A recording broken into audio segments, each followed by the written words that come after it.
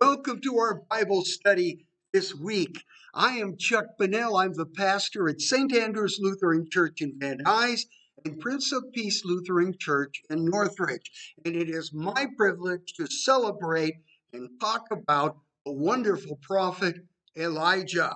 His name meant Yahweh is God, and that was his message. There are no idols that are powerful. Only God is God. First of all, a little bit of history before we come to the time of Elijah. Well, at God's command, Moses led the Hebrews, out of slavery in Egypt. At God's command, Joshua took the land promised to Abraham and Sarah and their descendants forever. The children of Jacob, or Israel, wanted a king, and so God chose Saul. At God's command, Samuel anointed Saul as king of Israel, and he fought against all Israel's enemies, but he wouldn't always obey God. And finally, he was killed in battle with his son and heir, Jonathan. At God's command, Samuel then anointed a shepherd boy, David, the son of Jesse of Bethlehem, as the new king of Israel. King David viewed God as his and his kingdom's good shepherd. And God promised that a descendant of David would rule Israel forever. David said, "The Lord is my shepherd, I shall not want." At God's command, David defeated all of Israel's enemy, and David owned up and confessed to his many sins, and God forgave him, just as God forgives us when we confess our sin.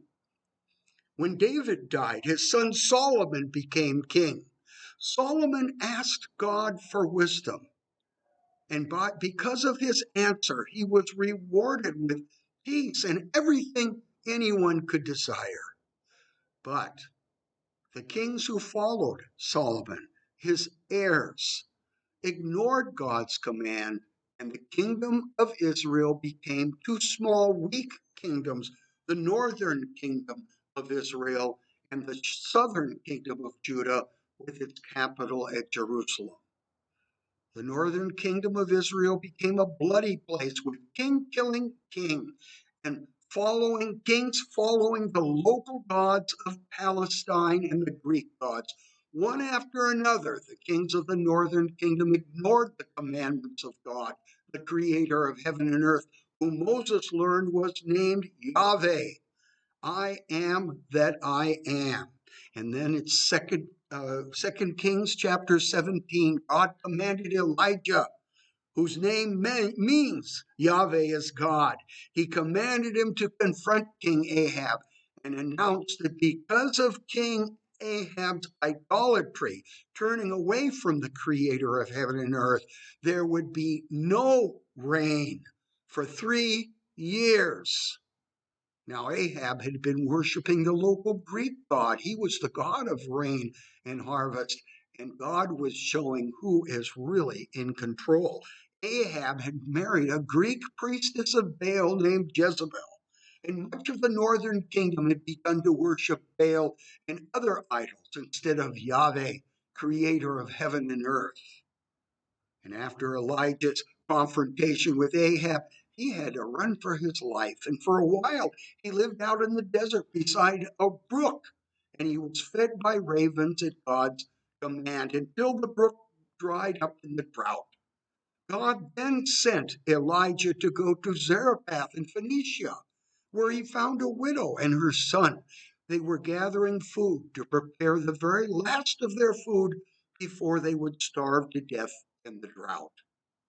Elijah told the woman to feed him first, and when she did, she and her son found that God provided for them and Elijah throughout the time of drought.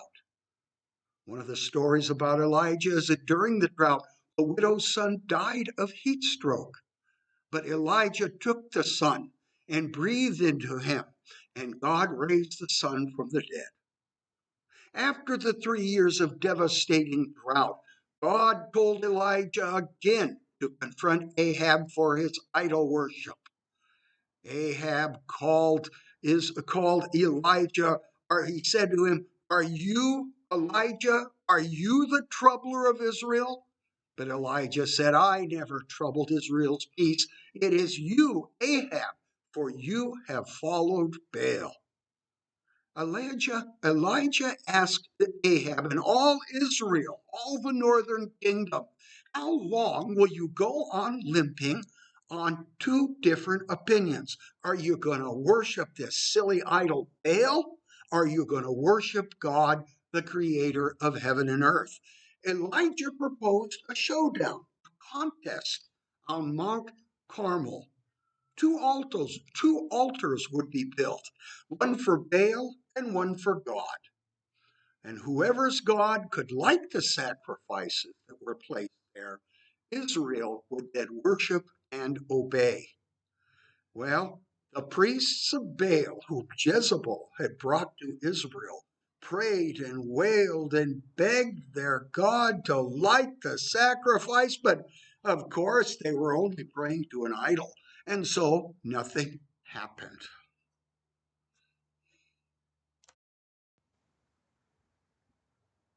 Finally, Elijah made fun of the priests of Baal, saying, "Maybe you should yell louder to Baal. Maybe he's asleep, or maybe he's gone off the road to relieve himself. You have to keep yelling to wake him up and get his attention." Well, finally, the priests of Baal wore themselves out, and they must have turned to Elijah and said, "Okay, let's see you do any better." When it was Elijah's turn to pray, he built an altar made out of 12 stones for the 12 tribes of Israel. He put the sacrifice on the altar, but then he dug a trench around the altar and drenched the entire altar and the sacrifice with gallons and gallons of water. Then he simply prayed, and fire came out of heaven, consumed the sacrifice, and consumed the altar, burnt it to the ground, and burned the water as if it had been gasoline. Well, Moses had commanded that idol worshippers in Israel should be killed, and so Elijah commanded it, and all the prophets of Baal were killed. And the bloodthirsty queen Jezebel swore that Elijah would die. Well, Elijah escaped with his life. He journeyed all the way to Mount Horeb, or Mount Sinai, where Yahweh had called Moses in a burning bush, where Yahweh had given Moses the law. And now here was Elijah hiding in a cave in Mount Sinai. God called Moses and said, "Come forward."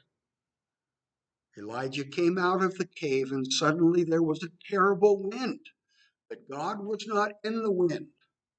There was a great earthquake. It shook the mountain, but God was not in the earthquake. Then a fire passed the mountain, but God was not in the fire.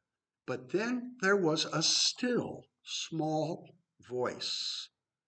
In that still small voice, Yahweh God commanded Elijah to anoint new leaders for Israel, and even a leader for Syria, and to make Elisha his prophet to take his place. Elisha followed Elijah, and when it came time for Elijah to leave the scene, people kept telling Elisha that Elijah is going to be taken up. But Elisha said, "Still I'll follow." This happened again and again. Finally, Elijah asked Elisha, "What do you want?" And Elisha said, "I want a double portion of the blessing that God has given you." They came to the river Jordan, and Elijah took his mantle and hit the river Jordan. It split just as Moses had divided the Red Sea so many years before.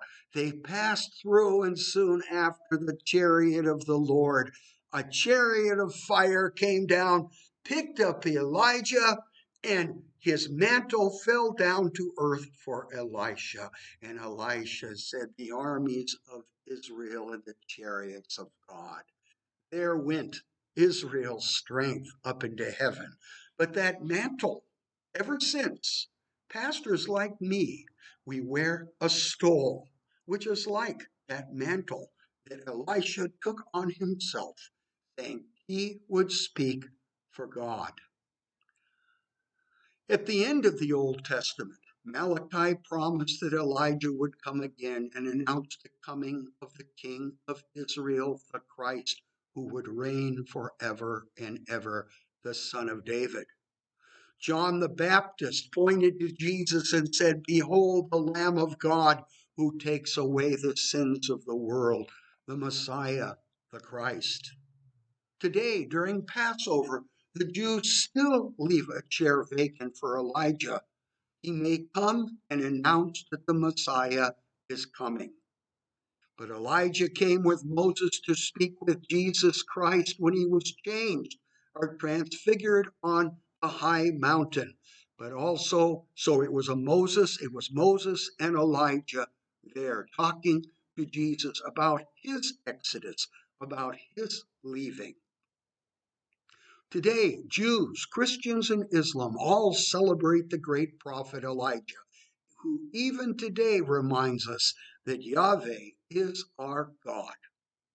So, what are the kinds of gods that our world worships instead of the creator of heaven and earth? Sometimes we worship money, wealth, and we think somehow if we get enough, it will give us life and happiness. Sometimes we worship health and think that if we just get the right pill and the right doctor and the right health plan, we'll just live forever. Sometimes we worship technology and science, even though it's God who gave us the brains and the curiosity and the creativity to discover so much about ourselves and about God's creation. These things, wealth, health, science, technology, and all other good things, are gifts of God, whom Elijah worshiped, and we alone worship. And today, Elijah's name announces to us, Yahweh is God. There is one God, creator of heaven and earth. Thank you for listening. God bless you. Have a great week. Next week, we're going to have a special presentation, a special worship for Ash Wednesday. Until then, God bless you.